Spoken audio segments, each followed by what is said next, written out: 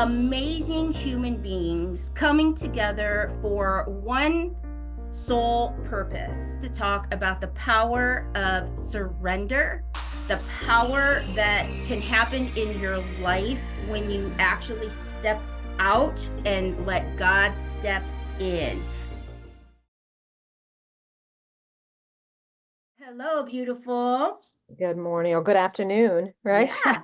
Good afternoon already. Now, before we move on, we are going to honor and celebrate and pick this moment, this platform to be able to share a happy 18th heavenly birthday to your precious baby girl, Isabella. Thank you. Thank you so much. Thank you. That means a lot. Yes, yes. And so for those that don't know, Marilyn, her and I connected several years ago. And honestly, Marilyn, I just want to give you some time to um, talk on Izzy and tell us about her and just let us feel her love and light in this moment. Well, Isabella was my change of life baby that changed my life. I was 38 years old when I had her. So, they consider that advanced maternal age. So I was an older mom, right? When I had her, she was my third child. And at the age of 7 months old, was diagnosed with a rare leukemia, right? One that could only be treated with a bone marrow transplant. So the chemotherapy agents that were out there were not going to be effective against the kind of cancer that she had, um, which was shocking, right? I'm a nurse by trade. And for everybody that doesn't know me, I'm originally from Brooklyn, New York. I'm coming to you from New Jersey right now. Um, Big journey that I've had. But when we're talking about Isabella, she has been the light of our family's life. We lost her at the age of 18 months old, so we only had one birthday with her, right? So when we're talking about our lives and making sure that every minute counts, that is so true, and I've lived through it, right? So, she has changed our lives for the better. And a lot of times we look at a person's passing and we think like a day of today, it's her birthday, right? But it's a happy day for me. I choose to be happy today, right? There's the day that someone is born, and there's a day that somebody passes, right? And they're passing on to be with God. But today I choose to be happy and to remember the joy that she brought us, remember the days. And I was very intentional from the time that she was diagnosed with this leukemia, to make sure that I spent and was focused on that day with her. And she was a little girl who loved to dance, who loved music, who every day, regardless of where we were at, got up, got dressed for our day, and made each day count.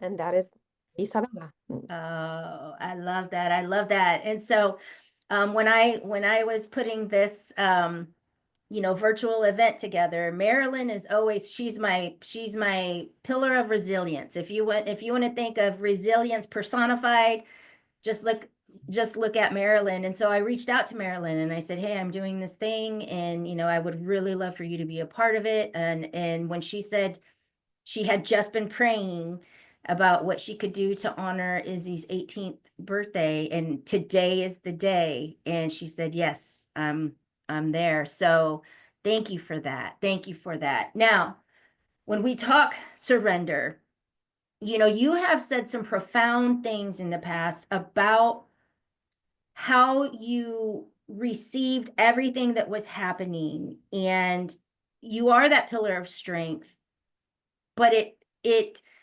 your faith that came through in that. Can you just share some of the nuggets with somebody that might be still wondering why? Like, I can't do this. It hurts to breathe. The loss is too great. What can you share on that? Yeah, as I'm listening this morning to everyone who was speaking, so I was plugged in from 9 o'clock this morning, listening as I'm doing things. I'm listening to everybody, right? So and listening to that surrender. I'm one of those few people because I haven't met too many people like me, and I'm sure that there's somebody on here that is just like me. That I feel like I've always been plugged in. Like from the moment that I was born, I've been plugged into God. right? I've been hearing him, feeling him. Um, I thought everybody could do that. I thought everybody could talk to God. I thought the signs that were out there that I was as a little girl aware and attuned to, I thought everybody had that ability. I knew that I wanted to go into medicine as a little girl, and I knew that it was God inspired, right? I knew it. I just knew that knowing that comes with that, then knowing that I was put on this earth to heal. And I thought on a physical level, right? But sometimes God puts us here to heal on many different levels. So always plugged in, always knew that he had my back, went into medicine, went to church. I'm a cradle Catholic. So went to church with my mom and my father. So I had good role models at home. We went to church every Sunday, did all my sacraments, wanted to be a nun at one time, right? And I always say that's a story for another day. One day we'll get to that story. But wanted to truly dedicate my whole life to God, right? So having that faith is what carried me during this illness with Isabella. And I had challenges before Isabella. You know, some people who know me know my story of 9/11 and of being a public health nurse that worked right next to the World Trade Center when it was struck and having to, as Vinnie Cochran had said, witness some things that no people should, right? And view things. So that was my experience in having PTSD. And this was before Isabella, right? And going through that challenge. But when you're talking about surrender, I remember the first time I had to surrender because of her and what she was going through was right after diagnosis. It was maybe 2 days in. She was in the intensive care unit and she was only 7 months old and we had not baptized her yet. Right. So for us Catholics, that's big, right? As soon as the baby's born, you better baptize that baby. But we were waiting for the right time, right? When the godparents were available, when we could throw this huge party, everything that goes along with a baby's baptism. So that right time hadn't come yet. And here we are, and she's fighting for her life. My mother comes to visit and approaches me and says, "We have to baptize her." And I became angry because in my eyes, she was giving up on her. She was trying to tell me that my baby was going to die and that I'd better do something about it. And I was like, no, I'm not doing it. I'm not doing it. She's getting out of here. We'll do it when she gets out of here. And my mother had to calmly say, just listen. Just listen to me. I've already spoke to the priest. On her way into the hospital, she stopped in the chapel to pray, runs into the priest, and decides to have a conversation with him about baptizing her granddaughter.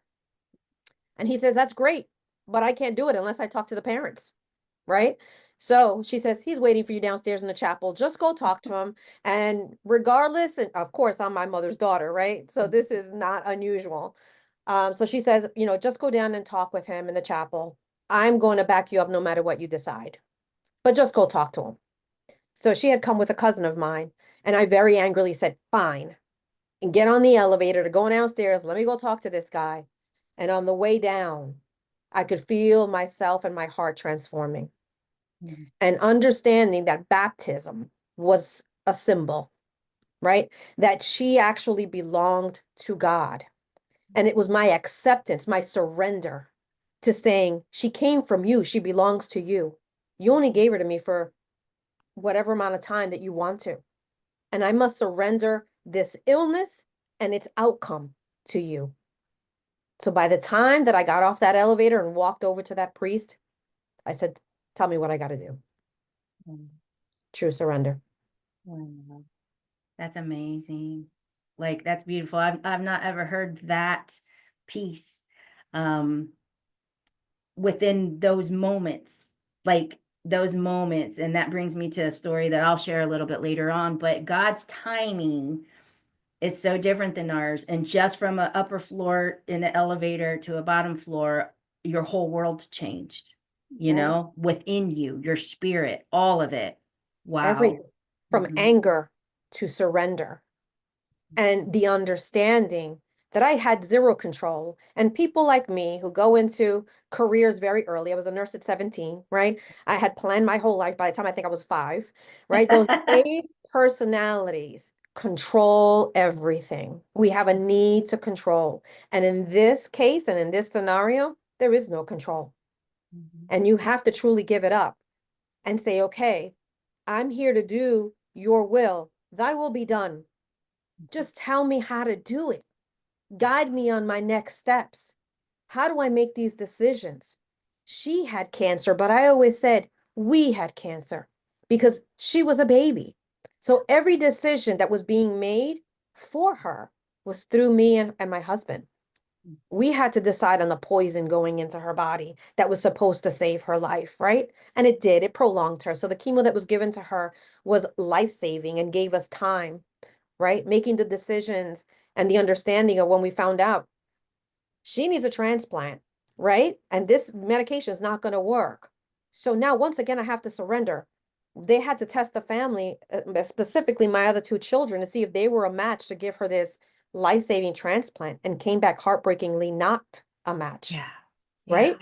And then having the doctor sit down with me and say, all right, no one in the family can save her life. But we do have this outside registry that we now have to search on, right? To find somebody, a volunteer to save your daughter's life. But there's some bad news with that. You're Latina, and Latinas don't have a presence on that registry, right? Those of minority or mixed ethnicity backgrounds, we don't have a presence on that registry. We didn't have it then, and we don't have it today. As a nurse, I didn't know that that disparity existed. So it was shocking to me. So it was now, hit after hit after hit, of having to move forward and make decisions and do things that, were out of my norm, right? In order to try to save my child, right? Wow. And so today there is Izzy's legacy that you have created for that. Tell people what that is. Izzy's Legacy is my nonprofit. So one of the things I say is that mortality, right, has a funny way of providing clarity. And it also inspires reality. So how am I going to take that and make this real? How am I going to take my daughter's life, make sure that number one, she's never forgotten, and that the fight that she had was never in vain? And that's Izzy's legacy. I continue her legacy forward. The lessons learned through that journey, it was 1 year. She was diagnosed in October of 2007 and passed in October of 2008. Wow. Exactly a year to her diagnosis. What lessons can I take from that and help other people?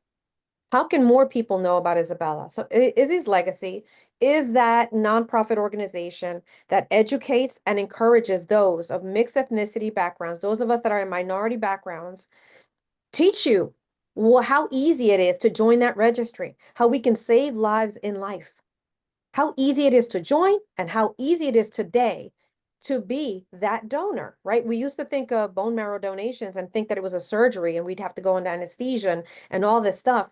In 90% of the cases, it's no longer like that. It's as easy as giving blood. And a lot of people give blood all the time. Nothing happens to you, right? You get to go home, live your life, but you just save somebody. And you don't know who that somebody is going to be to somebody else later on. Wow. Wow.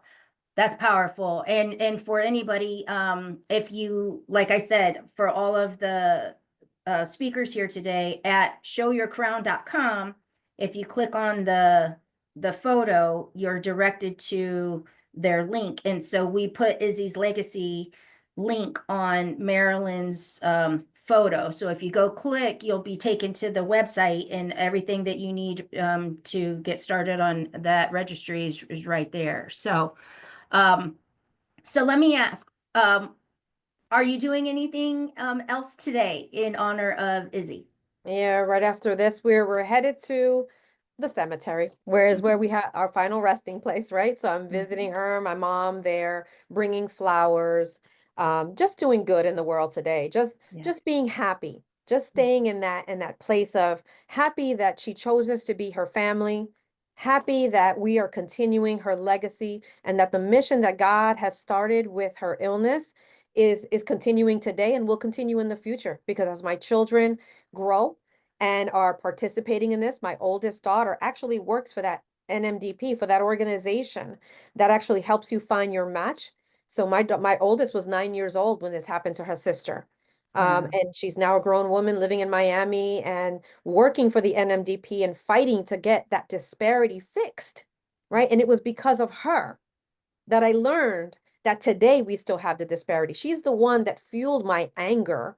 What, 3 years ago is when we met, Elena, right? Yeah. When I Yep. was going to write this book, when the answer is no, finding purpose through pain. And I heard Tina talk about not wanting to have a book that you sell that's going to benefit because of my daughter's passing. Has nothing to do with that, right? The funds of this book go directly to forming the nonprofit. It did that, amen. And only God can do that.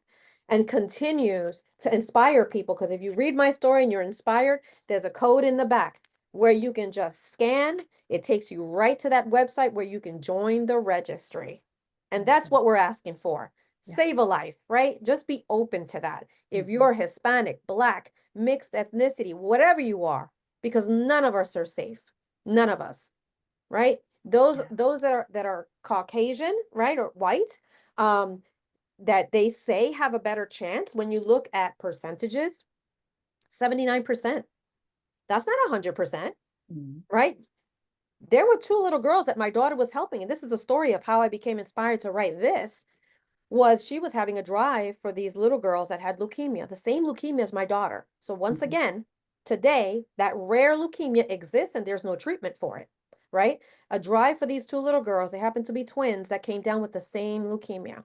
Wow. And then she had a drive for a little Hispanic girl, all in the same week. Thousands of people showed up for those two little girls that happened to be white. 20 people for the Hispanic girl. Wow. Why? Why? And when she told me how that mother was crying, nobody cares about my child. Why is my child not important? That's when I became angry. And I was like, you know what? I know how that feels. That sucks. And I'm going to do something, because if I don't do something different, I'm never going to have a different outcome. People are dying every day because we don't say yes to something simple. And by the way, those two little girls didn't have a match either. Wow. So none of us are safe. Yeah. So educate yourself. It's all about education. Mhm. Just educate yourself on how easy it is, what the process looks like. Reach out to me right there on my website at izzy'slegacyinc.org. Answers all the questions. You can reach out to me and I'll answer them. I'll get on a call with you and answer all those questions. And all we're asking for is to save some lives. That's beautiful. I mean, save some lives. And I just want to thank you. I absolutely love you, and I'm blessed that you came into my life, what, 3 years ago we said? And 3 years ago. Yeah, yeah. yeah, it's pretty A crazy. speaking But competition, which you, by the way, won, right? You were one of yeah, the oh, winners. speaking competition. That was my very first speaking competition like Yeah. ever, and I walked away with the big ass trophy. That's With what a they big called it. The big trophy. So, That um, inspired me to compete because I had never spoken on a stage and I didn't that day. I think I was one yeah. of the few that said, nope, I'm not doing it. Well, and I never had either, and we were timed. We had 3 minutes, 3 minutes. and man, I remember I drove to New Jersey. It was like a 9 hour drive. That's why I'm saying, people, like, say yes to yourself. Just say That was yes. another place I went. I didn't know anybody, and the whole time I'm like driving, but I'm like trying to push my timer, and I'm saying the speech in my head, and then I'm over time. I'm like, oh, go again. And don't you know, like, I came in right at 3 minutes, and so it's that's just an experience I will never forget. And we got to meet, and I felt like you had known everybody there. No, I met everybody there for the first time. Right. And I was just amazed at everybody's speeches. Yours was incredible. Like it stayed with me. And that's why I needed to stay connected with you. But no, I just walked around as one of the few people that wasn't speaking. Introduced, and I was like, I don't know anything about this. All I know is that I was told I have to learn how to speak because I'm trying to write a book. Right. And I have to be able to speak on it. Right. Yeah. So I just went around the room and just introduced myself and said, this is what I'm doing. And here we Yeah. are. And here Uh, we are. And I just I yeah. just was there because when I prayed for team and community, that was another community that popped up, and I'm like, okay, I'm gonna go and see who I meet, and here we are. So it's amazing. So I love you, and we're praying for you, and enjoy your day and be joyful, and I will. celebrate that baby girl. Thank you. Thank you so much. Love you too. And Julie, mwah, I have to say, you have been an inspiration in my life as well. Yes. Yes. Thank And you. what we're doing next, we have a little bit of time in between. If anybody else wants to come on and just share how they're feeling, maybe you have questions. Does anyone have any questions for Marilyn? I don't know if you have a few more minutes, or Yeah, yeah, I'm here. if Yeah, I mean, does anybody have anything they want to share? Or Julie, what did Julie say? Oh, Julie says, love you, Marilyn. Anybody's willing to just unmute yourself. Let's see. And maybe not. Everybody's being shy. And that's okay. But yes, we have a few more minutes before we bring our next person on. But I wanted to share a little bit of a story then, if nobody else is gonna like pop on, because Marilyn, you talked about always being plugged in. And I feel the same way. I feel like I was the child that was always serious. I was the child that always had this like wisdom. I was always with my grandma, and I just followed the rules. I was just very like, I don't know, just solid, steady, but I always felt like I could hear God. And I literally have heard his voice like 3 times in my life. And one of the messages that changed my life, like tremendously in a moment, was he said, stop living plastic. And in that moment, I knew I was living a lie. And this was when I was younger. And so sometimes, guys, God will say things that don't quite make sense. Um, and you just really have to look inward and apply it to what's really going on in your life. And when I say that, I think sometimes you ask somebody like, how are you doing? And they'll be like, oh, I'm doing fine. And then if you say, but how are you doing really? That's totally, that pauses people, that changes things. And so I see Marilyn, like you agree, like hearing that voice, sometimes it's not super clear because he doesn't speak how we speak, but we have to translate in a way. Do you agree?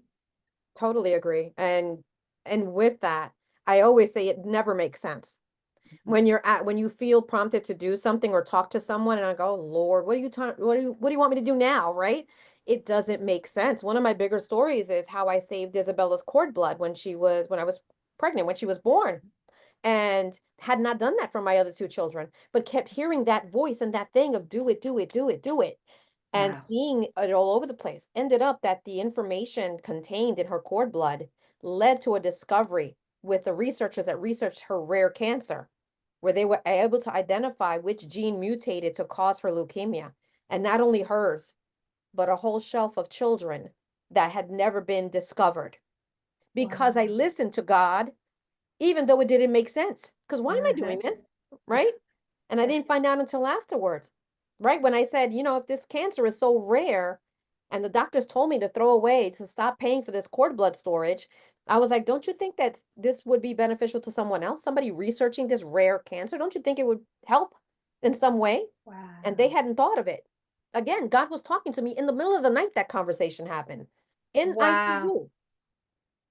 God was talking. You got to listen. You got to say yes, and it's not going to make sense. It's never made sense to me. It's never made sense to me there. I'm like, you want me to do what? What? Yeah, I'm like, okay, just do Yep, it. Just yep, say yes yep. and keep it moving.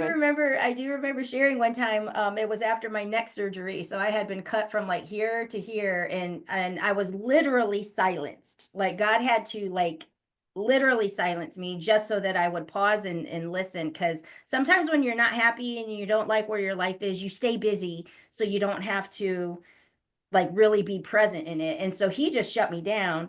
And when he started telling me, all of these things, I was like, I think you got the wrong person. Like, I think that you're talking to the wrong person. And I chuckle, like, I laugh about it today because I think, like, I did do the things that he said I was going to do. But have you ever tried to tell God that you think he's made a mistake? And I crack up at that now because I'm like, nah, I think you got the wrong person for this one. And it's just kind of amazing that I think sometimes it's hard to really accept that he does see each and every single one of us.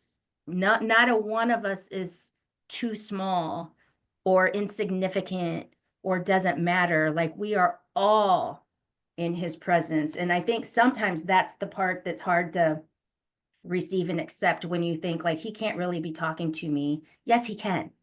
Yes, he Yes. absolutely can, and he does. Yes. And remembering that our journey is not just for us and it's intertwined with others. And Yes. so if you say no and you don't do what he's prompting you to do, you're actually affecting somebody else's journey. Mhm. You're affecting them. You're Mhm. changing their course because you're not doing your part. We're all here together. Yes. None of us is here on a journey by themselves. We all came down together. There's a reason why we're all here together today, right? Yes. And that does make me think real quick. My dad, when my dad died of cancer. And so the day before he went into that state where, he wasn't going to come out of it, he was seeing things and saying things. But I remember him sitting up on the edge of the couch and he said, "They're calling my name, Rodriguez." And he's just like talk like, and he said, I'm like, I'm next in line, but I'm not going yet. Everybody behind me is gonna have to wait. And he's just saying this, and he's like, they're calling my name, Rodriguez. He's like, but I'm not going yet. And everyone behind me is gonna have to wait. And so for a day and a half, we were kind of like, Dad, what are you holding on for? Like, what are you like? It's okay. And then all of a sudden I realized like all the people that we had called on the phone to be able to say their goodbyes or say whatever they needed. I never put my two sons on the phone because he was in Arizona and they were little and they were in Indiana, so they weren't there. And I thought they were his only two grandsons. And I never thought put them on the phone.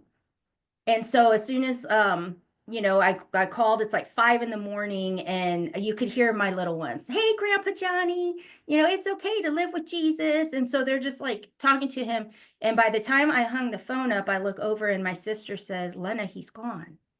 Like he Wow. literally just needed to hear their voice.